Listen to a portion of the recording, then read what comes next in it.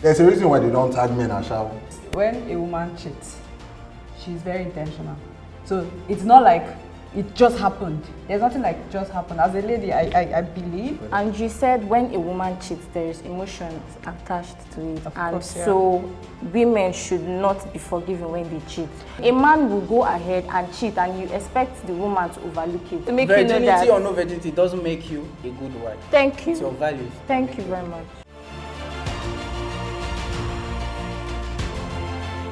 I agree with certain sexual stereotypes, and I agree with them because they help us make informed decisions in whatever we do. And it creates mutual respect in a home. You know, you call it sexual stereotypes, I call it division of labor. You know, you're good at certain things, I'm good at certain things, and like that, our efficiency is going to be, it's going to be top notch. And I make this classical example about how in basketball, taller players have more success. You know, that's also a stereotype. But are we going to put that aside and give shorter players, the chance to take over the sport? No, because we need taller players. They're closer to the basket. It's just practical and it's fact. Okay, so I agree with sexual stereotypes. Okay, so are you basing on statistics over skills? Yes. Everything we do is based on statistics. I mean, we live in a democratic government. Yeah. The majority does carry the vote. If so many people support something, even if it doesn't make it true, it makes it acceptable in the society. And that's the reality we're in. The reason why I made that a classical example of basketball is that majority of people can be good at something. But like I said, taller players are good at basketball, but not all tall players are good at basketball. But the majority of them are good at basketball. And if the majority does carry the vote, we have to pay attention to that majority. Now, if you say all men cheat, obviously not all men do cheat, but most men are likely to cheat. Okay, so now it's the phrase. Now it is acceptable. It's interesting because when you say men are even most likely to be forgiven when they cheat. Because when a man cheats, and I know this is very controversial, but when a man cheats, it's very different from when a woman cheats. Because when a woman cheats, there's so much emotion, there's so much feeling that has to go into it. There's a reason why they don't tag men as shower. And the funny thing is, when a woman cheats, she's very intentional. So it's not like it just happened. There's nothing like just happened. As a lady, I believe, or let's say, that they think they have to, fantasize. It's a process before they accept. Exactly. The man to like, okay, all right, let's do it. So it's not like, it happened, So you're actually siding that men should be promiscuous in nature, and because of... Men are promiscuous. Yeah, and they it's are. like an acceptable thing. I'm just saying that it's very different from when a woman is promiscuous. And if a man cheats, let's say my boyfriend cheats, the fact that I see most men that cheat, but they love their wives so much. It's for physical gratification. They don't have that emotion. All. It's just done and dusted. But a lady, physical. We both know, like a lady, you have to process it, and if she gives in like that, what's happening? I believe everybody thinks before they do anything. Yes, exactly. So as a guy, you cheating. Come on, man. You must have gone through it in your head, and so doing it, you're cheating, and it shouldn't just be overlooked like that. Just treating them any special. There shouldn't be any. I don't think there's any special treatment to that, because you had your reasons for doing it. Thank you. You thought through it. So I don't think there's a special place for that. And you said when a woman cheats, there is emotions attached to it, so women should not be forgiven when they cheat. But then when it comes to men, when they cheat, there is no emotions attached to it. No, there's little emotion attached to it. There's little emotion. I little didn't say that women shouldn't be forgiven. Yeah. I mean, of course. For me, I believe that if a man cheats, he cheats. Both men and women. Now, let me tell you. It's not acceptable. Whether you cheat, for a man, emotions are attached, because you've already, like what he said, you've thought about it. You've fantasized about it. You've had this picture in your head, and then you cheat. Do you get? Yeah. And then it's not something that should be forgiven, because now religiously cheating It's a sin, right? Yes, it's a sin. Thank you very much. And then a man will go ahead and cheat, and you expect the woman to overlook it. And when a woman cheats, she shouldn't be forgiven. Now, guess what? Guess what? The woman doesn't even forgive herself. Word. No, she doesn't forgive herself. She doesn't forgive herself. Because she's like, okay, I cheated on my husband. She's already victimized. She has already victimized herself. Yeah. Now, let me tell you, there's this story my dad told me, maybe it's just 1 minute. Like, prostitutes, they are different kind of people. We cannot even put them in this particular place because they don't really have that emotion, because they've programmed themselves over time. And my dad said, as a prostitute, they do not have this, they don't kiss their victims, because they believe that when they kiss, that's when the whole thing is. But now coming to the normal lady, I cheat on my husband. First, I'm already off. I will not feel good. I'll not. You know, the men actually feel the same way too, right? No. They do. A guy, if you love your wife, if you love a woman very well and you cheat, they feel scared. But there is like the way you're going to feel like you've done dynamic. a taboo. You're a man. When you're going into a room and you see a lady dressed sexy, as in it's a reaction. Yeah. There is a reaction, an involuntary reaction. You know what I'm talking about, right? There's an involuntary reaction. You have your control. If you can do it there and be done with it, and on your way you buy milk, you buy bread, you buy eggs, and you take back to your family, and you're done with that. Nah, love plays a vital, strong role in whatever home you're trying to build. I feel like you should say friendship. Not love. Actually, love. Friendship. Love. Not finishes. There is love finishes. And what holds both of you? It's friendship. If What keeps you going is love. Sorry. But what brings her in is the dough, brother. Now, if a man makes money before he marries, yes, a woman can marry that man not out of love, but because of that money. Now, what if the money finishes when there is no love? What happens? What if the little money he also has What finishes? if the money he has finishes, and then the woman actually married that man because of that money he has, but there's no love? For how long? Love is actually enough. Wait, let me if you ask love you the a man, question. if you love the man and the man loves the woman too, they could get married, yes, and then build. It comes natural to a man. The duty of a man is to provide and to protect his family. Okay. Yes. And that comes natural to a man. Now, when you have a family, the man provides, the woman nurtures the children. Okay. And that's how it is traditionally. What if the man is no longer there then? He dies, what happens? She has to take on it. How does she I mean, take it's on? unfortunate, but she How has does to she take on Then- if the man is the sole provider? She's just sitting at home nurturing. She doesn't have any skills. She doesn't have any business. She just sits at home, nurtures the child.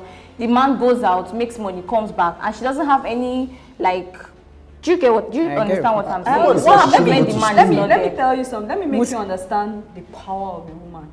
If he goes away, she will adapt. You are advocating for both of them to work, right? Yes. Okay, so if they both work, who looks after the kids? There's still time. Where? There is still The time.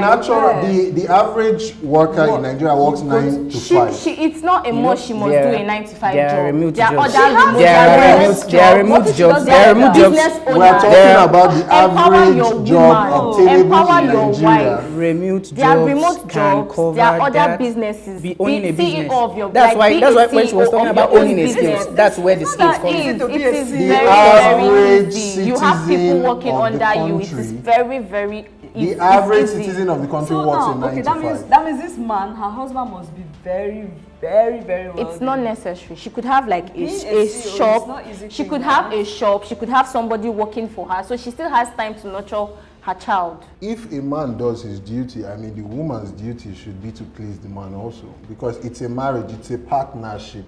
I'm going out there, I'm looking for money, I'm protecting you. The least you can do when I get back home is to make me feel good. And I'll tell you another thing, but most women, if they just communicated well to their husband, because every man loves sex, as in, like, you know what I'm talking about.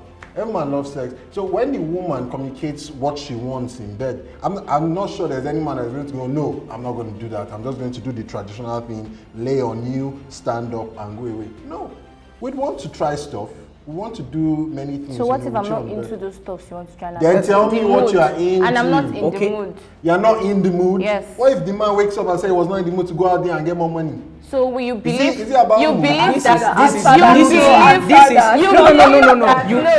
you believe that you can go outside, come back from work, and then you say, "Hi, jump on the bed," and then I'll just lie down. Just like an order. Just on my switch, like boom. And then I'm not I don't think that's what he meant. I mean, there will be this in a healthy relationship. I think when you come, you have the partners need to have a very good communication to understand what they really want. You can't just impose something on the other person. Say, okay, yeah. But apart from pleasure, there is also duty. It goes with it. It goes with it. When it comes to my body, you cannot come and tell me it is my duty. But if you were going out, you've not answered. If you were going outside with your boyfriend now, and it's dark out, and a danger presents itself, you'd want your boyfriend to make you feel safe, or your husband. Let me even say your husband, because that's his duty to protect you. Okay. So when I come to the bed and I see you, what is your own duty? That scale of balancing is just off. It's yes. What's a woman's duty?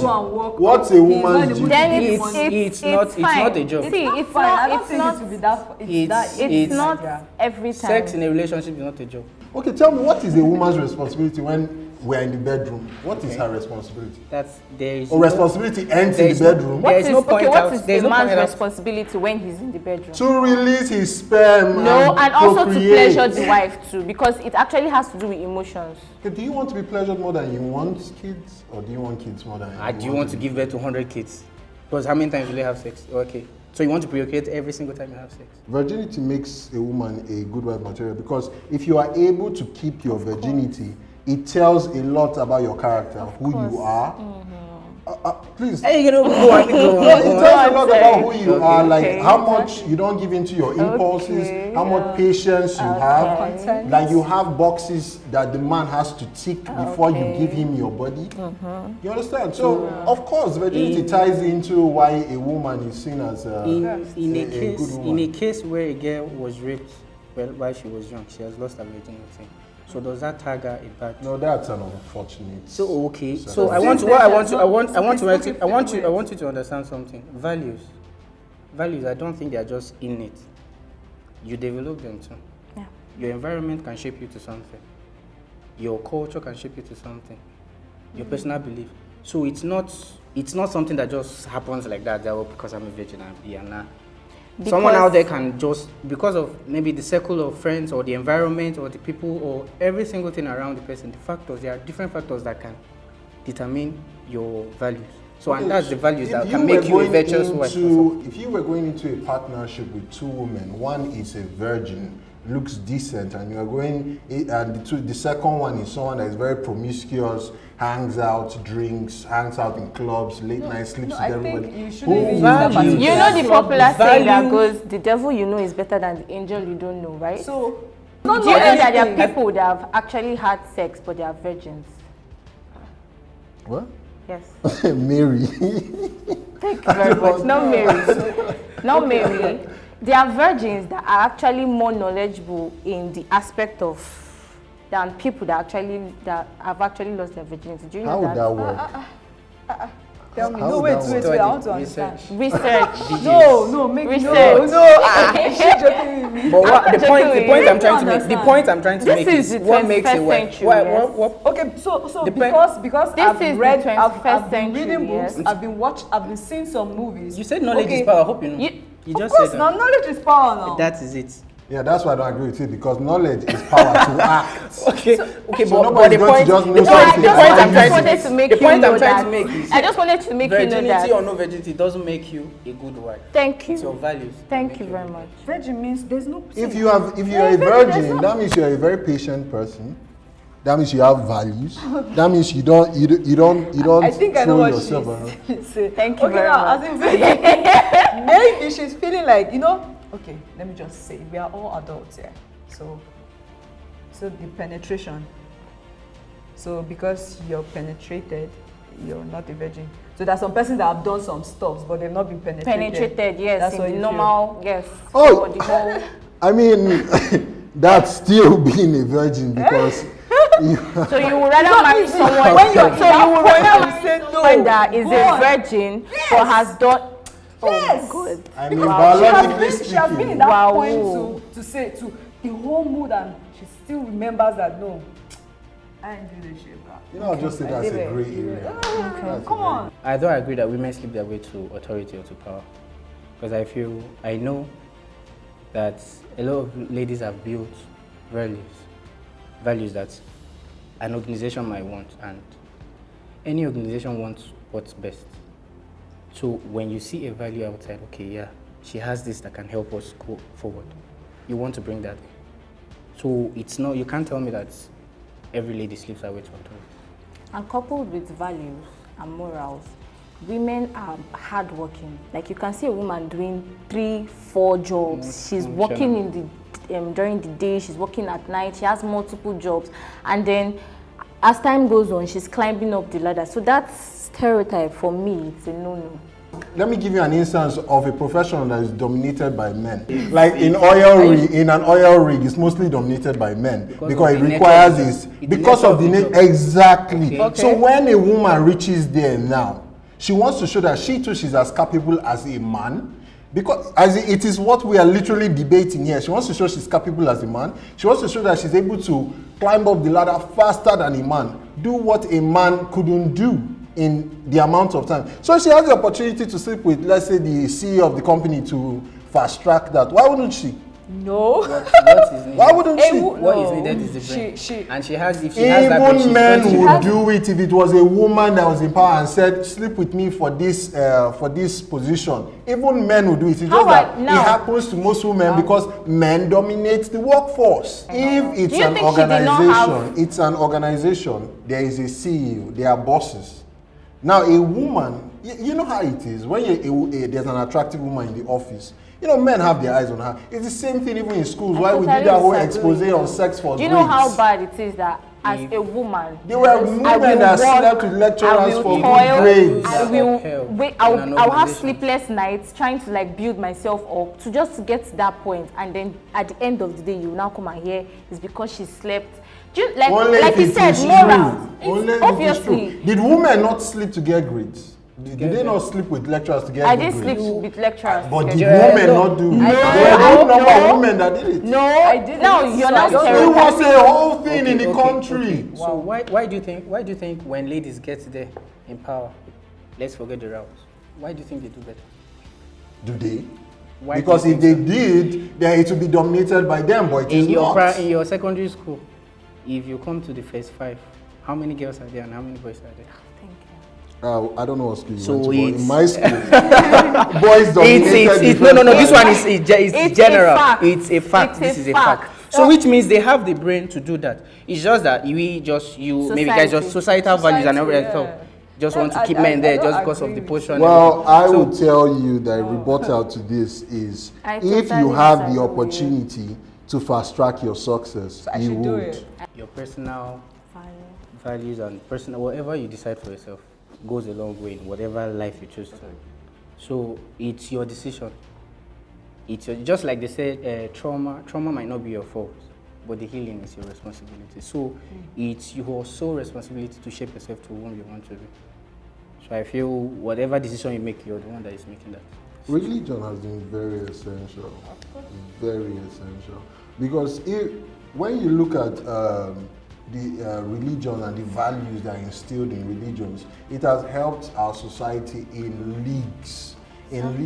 I mean, most people refer to the 10 Commandments, like even the Constitution has referred to the 10 Commandments of the Bible. Thou shalt not kill, thou shalt not sleep with another person, thou shalt not commit adultery, Yeah. So those values that are instilled over 2,000 years ago in all these religions have been passed down through generations to form the peaceful community and society that you see today. Putting everybody in their place, putting everybody in different... I can see how peaceful it is. No, it is, because... I mean, you got here safely, didn't you? Let's say in the Western world, you know, because of our, let's say, our religion and cultural beliefs, that's helped us, because there's this thing that when you want to misbehave, like, if not for, there's this word, popular saying, some person say, if not for the home training I have and the fear of God, I could have done something now. I could just lose guard, you get. But these things have shaped us. Number one, you're thinking of, oh, what did God say? Or number two, what will my parents even look at? You know, parents are now like the culture. What will be the punishment? Like, what will they see me as? Because you're trying to, you know, portray yourself as a role model, even to the younger generation, even to yourself, for people to see you in a very good light. You don't want to be in a situation whereby people, like 50 persons are talking about, this one, and I'll tell you what, the fear like of purgatory and hell has thwarted a lot of crimes. So, and you know that the different religions we have, they don't pinpoint on almost the same thing, just like you said, purgatory. Yeah, but one constant thing is punishment. So that means there is sin. that means, since there is confusion amidst that means what you decide for yourself is core. What you know for yourself that is true is core than what you think is playing on the religious or the if from an early age you've been instilled with values of a religion, your information is formed by those values. I The feel church, like the church. Do you know the church? The church. Which the Sorry. There are a lot of people that go to church. I want to make an instance. Yeah, let's say you were born into a Catholic church. You stayed with your family 0 to 16 years, and maybe you move out to school and something. At that point, you have your own freedom. Do you choose your own church, or you still just want to continue with it? Do you have the right to choose your own church at that point? When you're out of your own, you can't make it. That's it. But now, when you grow up, let's say 20 years old now, do you feel like this particular, let's say, religion and this? Eventually you would. I am out here now. I'm not with my parents. Now I cannot. My mom is not here telling me, you must do this. You must not work with this man. But then, what has been built over time? Over time, the fact that, okay, they introduced me to God and maybe the other religion, and I'm now, it has shaped me over time. They groomed me. Wait, sorry. My parents groomed me to answer their surname, to keep their surname. Now I'm trying to make a name for myself. So it's my responsibility. It's still going to be It's my responsibility now. It's my home. It's my home I'm making. They are not in my home. So it's now my responsibility to take my decisions based on what I believe. Which has been informed by the values based on what I by believe. your parents. There are different things out there that I can pick from. There are still things that if the foundation is good, the rest of the building is good. Of course. You're still playing safe. You'll still be playing safe. That's the truth. No matter how you want to change what your parents have done, you'll still be playing safe. You have your parents' legacy to protect. Like, okay, this is what I want to do, but you get, so you'll still be playing safe.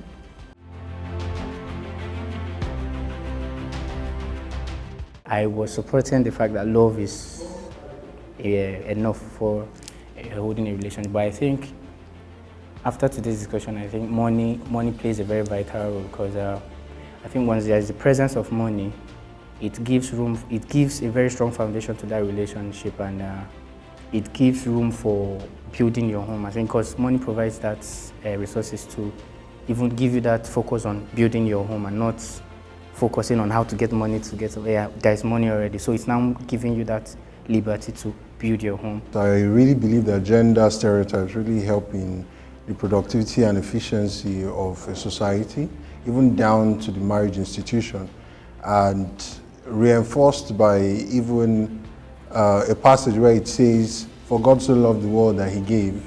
So if you're not giving, you're not loving. That whole love is enough for a marriage to function, it's not right. Money is necessary. I still believe what I said, but there is one I don't really think it's really making sense, where the woman's job at home is just where we were talking about the sex part, that okay, that's her duty. I mean, the woman body isn't built like that. It's not built like that. She needs to give consent. Her body needs to follow. If she doesn't get it the way she wants it, it will, the trauma is different, especially when you're married. You feel like your husband doesn't care about you. The husband is selfish, and if he just comes and, because it's your duty, okay, come, do. it's not right. Then that's one I do not accept. But the rest, I realize that sexual stereotype is really, good. It has helped us. It helped the society actually. It has really shaped us in some way. That's the truth. Because if everybody had to just live like that, you know how it is. So especially the cultural and the religious, it has really molded us. It has helped us to some extent, not like it has really done a lot, but it has given us that foundation. We still know where to draw the line, and whatever we are building on, we still have that, okay, we know where we come from, we know what we need to do and all. Love is actually not enough to hold a marriage. I feel like there should be other things except love. Then I also have the opinion that religion has actually helped in the whole sexual stereotype and the rest.